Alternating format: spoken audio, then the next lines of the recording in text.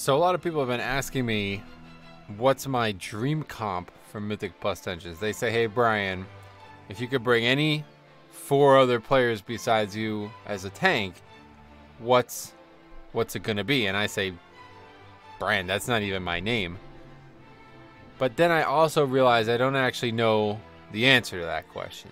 People ask it to me all the time on live stream, and I give very indescript answers or answers that I'm really not satisfied with. So I figured we might as well make a video on this topic, and a good place for you guys to leave your discussion down below. Now, we've been working on the DPS tier list. Okay, got some problems to solve with it. Let's put it that way. I've been talking about it in my Discord, so if you want to join in that conversation, you can join the Discord down below. But regardless, you know, in terms of damage dealers, I prioritize things that maybe some don't. And that's the thing that, you know, gets me in trouble. Not necessarily in trouble, but people like debate and get all upset when I tell them. But for me, if you're going to ask me this question, you're going to ask me what's my dream comp, my top, you know, my best pick, as Harry might say. I have to say that I want to make my job easier, right? That's it. I want to make my job the easiest as it can be, because the more you give me, the easier I'll make the dungeon. You know, if I could do every single pull without any pain whatsoever, without any concern that I'll ever die, any concern that the packs will ever do anything that will cause problems for the dungeon, it's gonna be an easy run. You know what I mean? That's what I feel. So that's not always the case, right? Obviously, if you don't play a tank all the time, you probably think that's really selfish, that's stupid, it's a bad way to look at it. But that's how I am. That's my way of thinking. So if I was to say, now we made videos like this in the past, but looking back at those videos, they're very outdated, first of all. And second of all, they're kind of about like things that didn't really come into effect at the time that I thought they were going to, right? So like, you know, we talked about Warlocks, Hellstones, right? Like, so that was a big one. It's like at the time I was struggling to survive, so I needed Hellstones all the time. I can go get Hellstones from my order hall or whatever, you know? So it's like, not the order hall, but whatever, like the garrison, you go to the proving grounds, whatever. So it's like, okay, that's not really that big of a deal anymore. So what does a Warlock bring? For me, nothing else. They have no interrupt, so they're going to make my job harder. I'm going to have to do more grips and stuff to interrupt. You know, whatever. Like, that's the way, even though they're great damage dealers, they don't help me play my class. So for me, if I was to pick a top 5 group, including me, obviously, Blood Death Knight #1. All right, I would say, and then again, this doesn't necessarily reflect the tier lists or whatever we're making, the rankings, but this is what would be good for me. So the healer slot, we're taking Resto Druid, okay? This is like what I would look to get #1. If I can get the first person I'm going to invite, a Resto Druid, okay? And this is because they have an enormous amount of utility that's going to make my job easier, okay? Only healer with the range, with any interrupt, let alone range interrupt, extremely valuable, okay? Means I have to worry about interrupts, you know, what, 20% less of the time, because another person is going to help with that. That's going to be huge on trash. There's a lot of trash where you run into 3 mobs that are all casting spells. Happens in Motherlode, maybe Freehold, some dungeons, some of these dungeons. You got multiple mobs casting spells, and I can get them all. You know, as a Blood DK, I got multiple ways to disrupt. I got 2 death grips, got a stun, you know, got my own interrupt, of course. And that's going to really be tough. You know, and sometimes I can do it well. Sometimes I'm reading chat, you know, hey there, guys, it's Metro. And we're not getting all the interrupts. So Resto Shaman really is a nice little blanket of protection there. But on top of that, he has, without question, my favorite CD in the game, and that is Spirit Link, okay? Spirit Link effectively ensures, as long as we have at least like 1 melee or something like that, whatever shenanigans I put myself in, he's going to get me out of them, okay? You know, you say Shaman doesn't have a tank CD, but realistically that's the best CD in the game, because it's a get out of jail free card. You can't die, as long as the other people aren't taking a ton of damage, you can't die when you're in Spirit Link, right? You know what I mean? Like, as long as everybody else is healthy and you're not, it's going to even out and you will not die no matter what happens, as long as you're the only person taking the damage. So, you know, I've learned about this all through, you know, MOP challenge modes, WAD challenge modes, Legion challenge modes, and now again, Legion challenge mode, Legion Mythic Plus, and again, Battle for Azeroth Season 2. It's no different, okay? Spirit Link saves problems, just fixes problems, all right? Another thing that fixes problems, Rock Elemental. One of the best CDs in the game, arguably the best CD in the game for reaping, okay? I'd say maybe without question the best CD in the game for reaping, because it's just going to tank. You don't even tank, all right? And you know, we've talked about this, Morgan and I have talked about this, others have talked about it. The reaping mobs do almost no damage, except the stuff that they do, right? So like the debuff, the casts, obviously the casts are still going to happen, and then the big purple circle, right? So for me, I get hit by a purple circle all the time because I have problems seeing it or whatever, dodging it.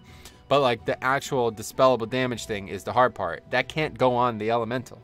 It doesn't work like that. So the earth element is going to be just getting punched by ghosts. I mean, if you ever fought a ghost IRL, you would know they don't do a lot of damage, so really not a problem.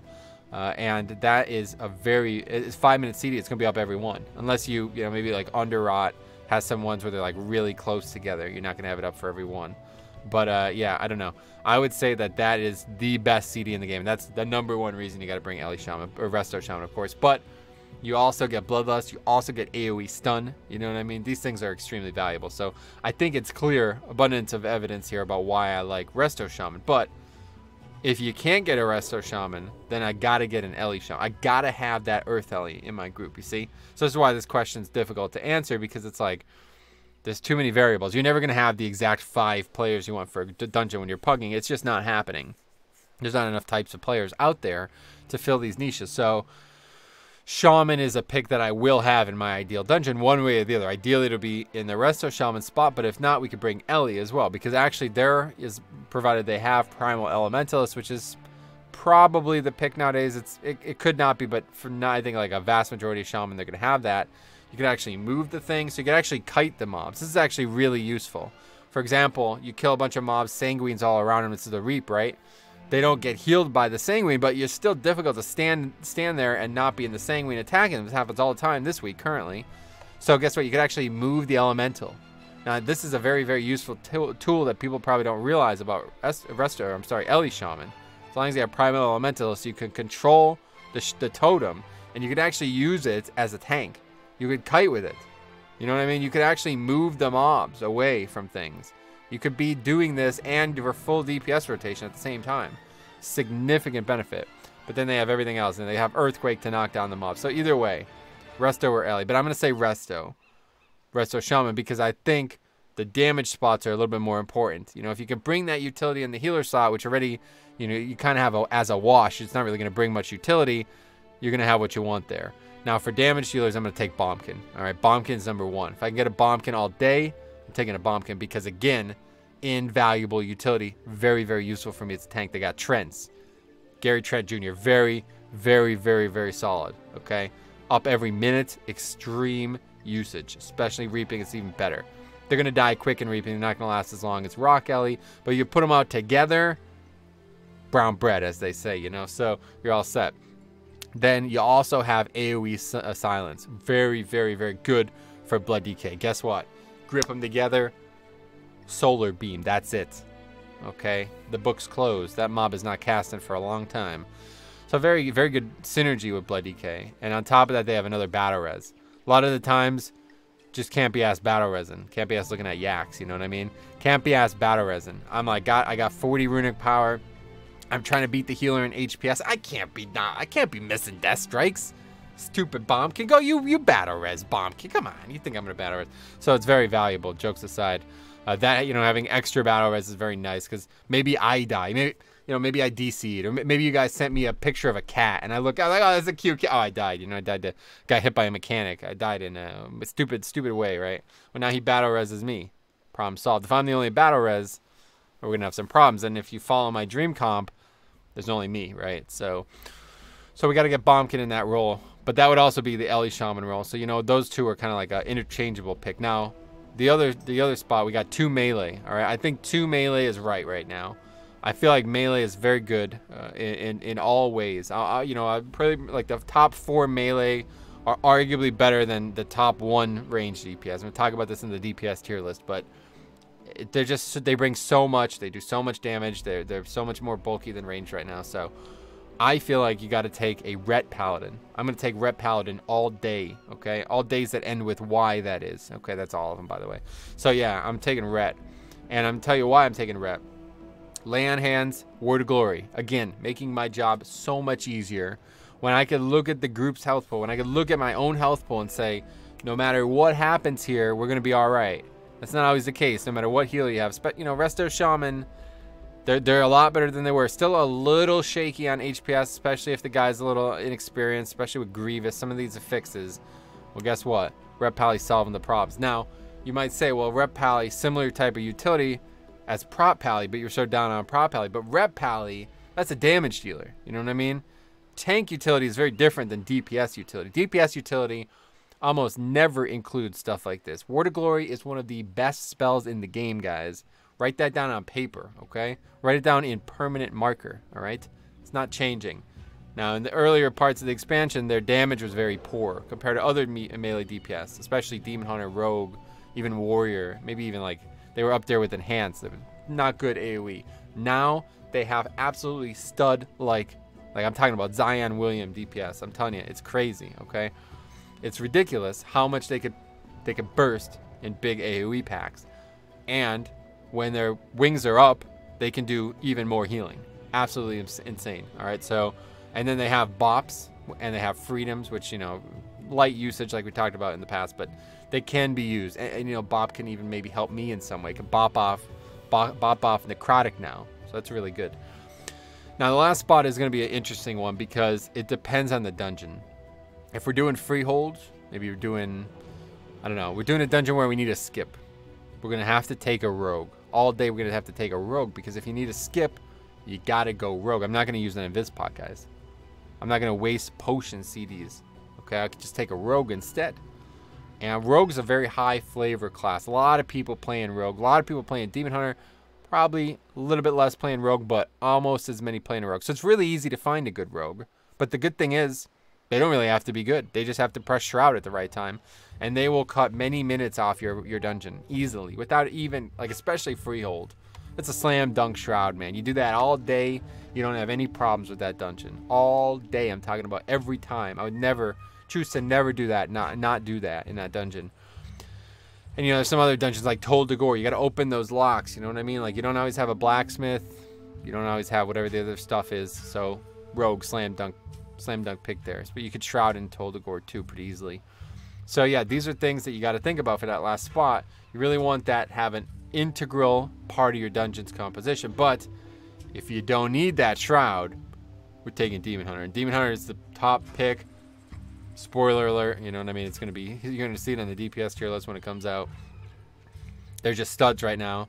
Most bulky, you know, maybe it's arguable. I don't know. I still think Rep Pally is a little bit more bulky, but Demon Hunter is more reliably bulky, kind of like burst bulk Ret has, but Demon Hunter is sustained bulk, if that makes sense. And then, you know, obviously their DPS is extremely good. I guess maybe they don't scale as well as some of the other classes, but it's like they're still extremely good. Their utility is top tier for sure. Okay, again, you know, melee is just bringing so much utility right now compared to range. Minus Ellie Shaman and Bombkin, there's pretty much no range brings anywhere near the amount of utility that some of these melee bring. And Demon Hunter brings, of course, Purge, AoE Stun, very useful. Blur to taunt. If you know, like you could taunt with the Blur up. You could soak a mechanic like on the final fight in King's Rest. You could taunt with Blur, you won't even take damage usually. Dodge half the stuff. Really good. That's again making my job easier. Also with Rogue, you know, they can tricks, right? So these things are all making my job easier. Tricks of trade. Guess what? Now I could. Oh yeah, you got a new dog, dude? What's up, man? How's it going? I could just read chat all day. You know what I'm saying? So it's like just easy. Makes my job easier. So that's my picks. You know what I mean? Demon Hunter really strong, but I'm taking a Rogue. I'm taking a Rep Pally no matter what. You know, I could see maybe a Demon Hunter instead of a Rep Pally if you need a Rogue. But for me, red is just Word of Glory, lay on hands. You can't tell me no on that. It's going to be too good, and the damage they bring is absolutely stellar as well. And then, of course, we need, you know, you got to have at least one ranged. I would never go 3 melee. Ideally, I would never go 3 melee. So, but, you know, if we don't have a Resto Shaman, like maybe we don't, you know, maybe we get Ellie Shaman instead of Bombkin. Or maybe, you know, maybe instead of the Rogue, right? So we don't have a Rogue. There's so many Demon Hunters signed up that they all accidentally joined each other's group. Now they got 5 Demon Hunters, so we can't find any of them, right? So we can't find a Demon Hunter. So we're going to take Bombkin, Ellie, Rat Paladin, okay? Then I'm going to take Dix Priest, okay? Dix Priest still bringing insane offense, insane upsides on offense. Not a very good utility kit, but you could argue that their offense is actually considered utility. And I know they're not really doing as much DPS as they were last season or earlier on in the expansion. They were overpowered for sure. Definitely been nerfed, but it's consistent. Almost every pack you're going to see them do sizable offense. That's not as easy to do as other healers. Still pretty doable, to be fair, as most healers, but just seems like you kind of got to want them to do it, and they don't want to do it. So it's like, you know, you're playing a Resto Druid. You're probably like, oh, look at all these hots I have. Look at all these hots, how great these hots are. I'm going to put up all these hots. I forgot about the dots. So you do 0 DPS as a Resto Druid. It happens all the time. I don't understand it. Even though Resto Druid could easily do some of the best DPS of any healer, I see them do 0 damage all the time. Well, guess what? You run with a Dix Priest, he does 0 DPS, he's AFK. Like, that, there's no way you could do that, you know? So it's like, that's a good thing. You know what you're getting when you're getting Dix Priest. Even though they're kind of a weaker healer right now, they've definitely fallen a bit. I still think they're a very, very good pick for me because I'm going to do a lot of healing myself. Again, I really don't need that much attention as a healer. So I need the healer to support me. I need the healer to make up for where I lack. And that's going to be giving me strong CDs at times. I either make a mistake or go overboard. And then do good DPS, bring good utility, make the dungeon faster in other ways. So that's my thoughts. I'd love to hear yours. I'm sure you guys have your opinions as well. So let me know what you guys think.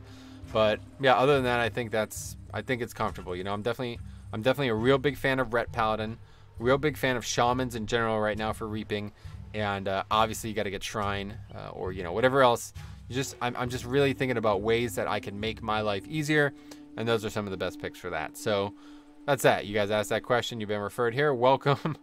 Let me know what you guys think. So thanks for watching. We will see you guys in the next one.